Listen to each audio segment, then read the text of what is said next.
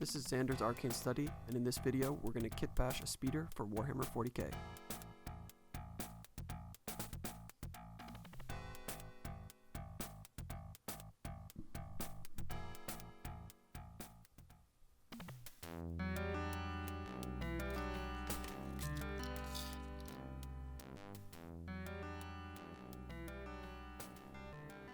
Whenever I get an idea for a conversion, I like to set aside the bits I think I'll be using for that conversion and put it in a little box. That way I won't use up those bits by accident for a future project. And so I've got a speeder that I created about a year ago for Inquisitor 28, Inc 28th, the 28th of the month. Hashtag on Instagram, people will make a model to celebrate that community and share it with everyone else using hashtag INQ28TH. So this original speeder is one I shared with the community, and it got a lot of great feedback, tons of interest, and so I decided I'd make a video detailing how I went about creating that and then creating a second one so you could see the entire process. The conversion that originally inspired this piece was by Rouge Falcon 5 on Instagram. You should check out his channel, he's got a lot of cool stuff. And I thought I would kit bash my own speeder for the 40k universe, basically copying some of the design motifs that he originally had. So you can see that the main components of the speeder are a las cannon, and then some sort of drop pod bits, and also this sort of ski undercarriage. I don't even know where I got all these bits, to be frank. A lot of times, you know, you'll accumulate bits in a bits box that are off the sprue, and you just really have no idea where they came from. And so in making this piece, it was essentially just making a kit out of garbage, of leftover bits, and just seeing if I could put something together that looked like Rouge Falcon 5's hover bike. So here I'm just blocking out the main components. I'm cutting off the pieces from the bits that I don't need, and I'm starting to glue the back to the front. The component that I used at the back, I believe it's part of a drop pod, and I chose this component because it sort of looks like it's arcing up back with the sort of seat that a rider could sit in, and then I'm attaching this sort of ski pod, or I guess, what would you call this? Some sort of almost like a landing ski, I don't know. And it's funny, when this whole shape comes together, it sort of looks like a giant gun. And so a variation I wanted to do from my last conversion was to put a little sort of on, like a little dashboard right at where the driver would be looking between the handles. So I used a little, I don't know, computer piece from some leftover bit I had that had like a little radar screen on it or something. And I decided I wanted to try and fit that in. So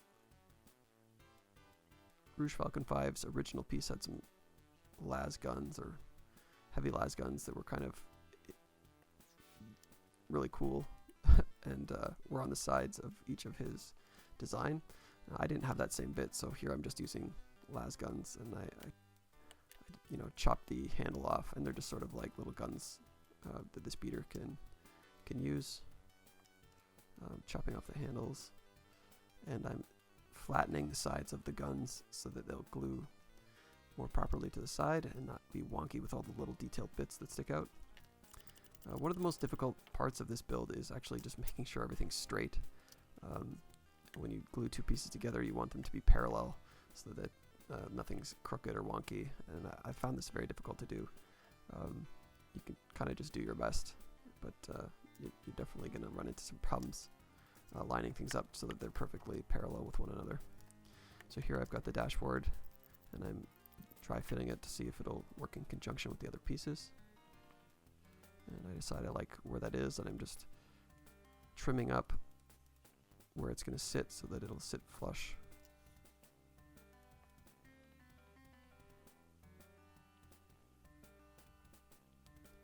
And next I'm going to glue on this top piece. This is one of the signature pieces from Rouge Falcon 5's design.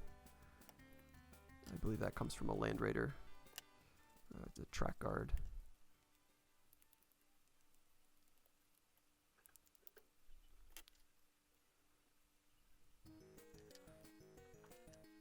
Next I'm experimenting with some bits for the side of the vehicle. I wasn't sure if I wanted to do the same kind of sides of the vehicle as my previous design, so I thought I'd use some different bits for it. Here I'm also dry fitting the handles, and I'm sort of discovering that the dashboard is a bit too wide, and fitting the handles in the way I did in my previous design is going to be difficult.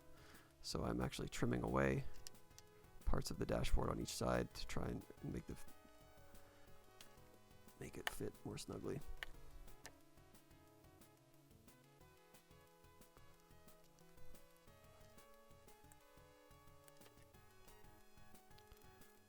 And it's taking a lot of work, more effort than I had hoped.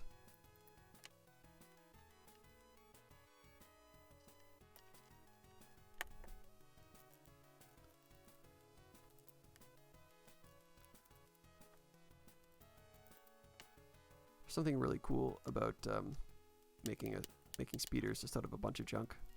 For whatever reason, there aren't that many sort of bikes or jet bikes that have been released recently for 40k, and it's always fun to sort of make a brand new style of unit that would fit in that universe. So it's, you know, it's got a lot of the design motifs from these classic pieces of kit, and they sort of come together and they form something that definitely looks like it's part of the 40k universe, but is also completely unique. And I didn't want to build just exactly the same speeder, so I did try to come up with new design elements or things I could change. So here I actually glue on a bit that I'm later going to remove. I decided when I was using this particular piece on the side and dry fitting it, that was like, this piece that I cut in half, I should use both halves of this on the speeder, one on one side and one on the other side. So I actually end up breaking off the other half and the other part that I'd already put on and replacing it with this half here. And there I am. I removed the piece, but it also broke off the ski on the bottom, so I'm going to have to glue that back. But I like the way this looked. It bulked out the side of the speeder.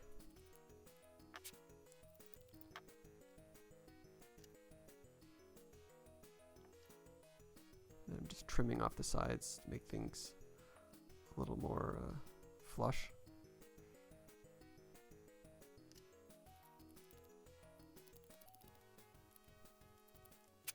Using superglue accelerant to speed up the gluing process. Scraping things flat so they sit more flush. I had to sort of scrape off some of the superglue from the previous gluing attempt.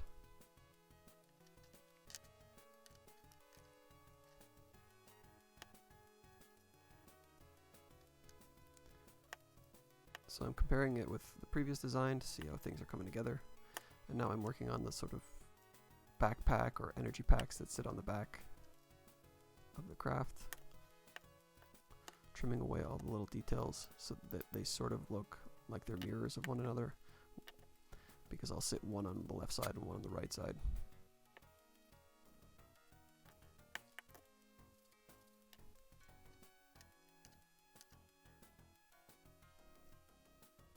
Removing any mold lines as I come across them if I haven't got them already.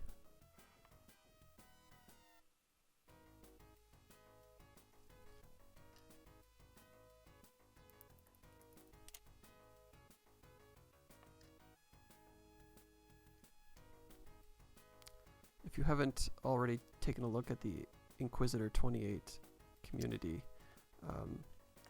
just search for INQ28 and you'll get all sorts of grimdark conversion work that's based on the old Games Workshop game Inquisitor. When that game was originally released, it was a 54mm scale, So it sort of made all Warhammer components incompatible with it, with the scale difference. And so over time, people have developed this concept of, well, let's do all the things that were great about Inquisitor, but do them in the 28mm scale, or as it is now, 32mm scale. And that's where the name Inquisitor 28 or Inq 28 came from.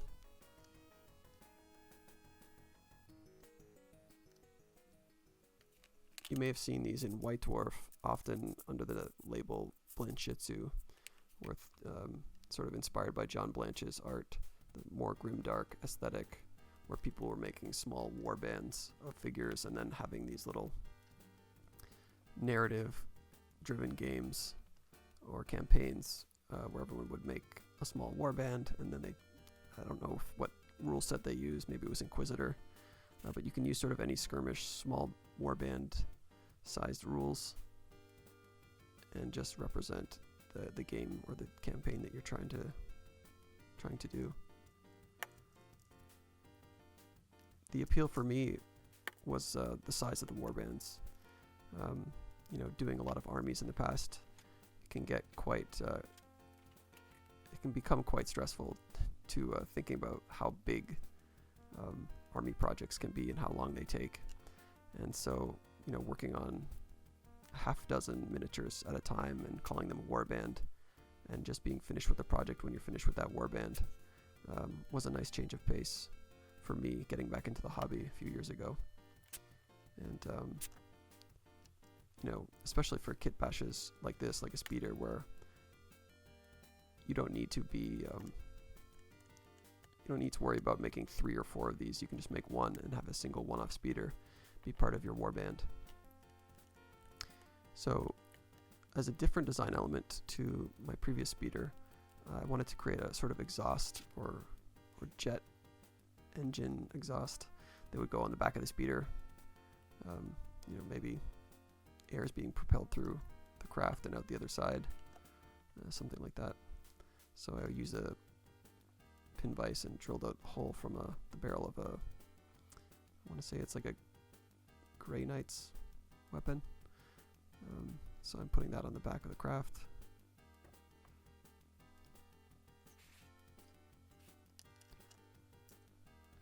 And the conversion is fairly simple. Really, it's a matter of finding components just in your bits box, and anything that's not going to span the width of the craft, you want to try and find 2 of them. So if they're going to be on one side and the other, you can give your craft a bit of symmetricality. Here, instead of using the las cannon tip, I've opted to use this bit. I think it's from a Chaos tank, maybe exhaust or something. And so I'm going to use it as a sort of air intake or maybe just a frontal decoration, hood ornament. So I'm adjusting the front, and I'm going to put that on the front of the craft. So it took me a few tries to line this up exactly how I wanted it. At first I thought it was sticking out too far, as it's the case here. So I actually cut off a bit more of the tube at the front after I glued it and everything.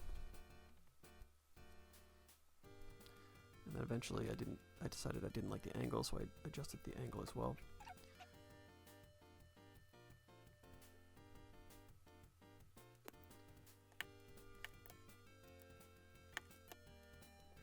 Using a file to make it sit flush.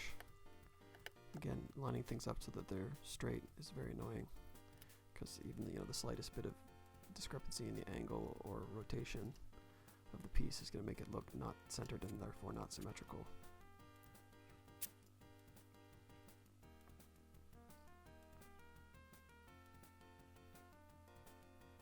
Here I'm seeing if there's any other details that I want to apply to the front of the craft. Here I'm trimming away a bit from this piece that I thought I might want to use.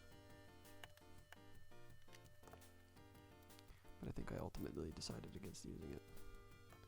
This part of the process for conversion work is essential. You're just sort of feeling things out as you're building and pivoting in mid-production.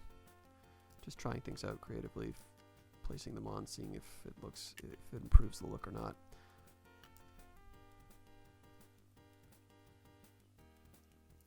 Here I decided to trim off the horns to make it look a little less chaosy. Try to keep the more sleek profile.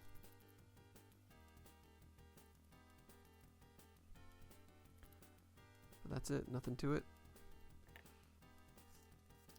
Throw it on base, throw a rider on top.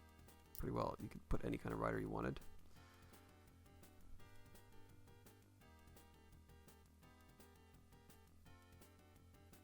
And that's it, that's all there is to it. If you like my work here, be sure to check out my Instagram page, X4ND0R. Follow me there for all my hobby work, and be sure to check out Rouge Falcon 5's Instagram as well, and the hashtag Inc28 and Inc28th on Instagram. Like and subscribe to my YouTube channel. I'm trying to make videos more regularly, and I would love your support. Thanks a lot.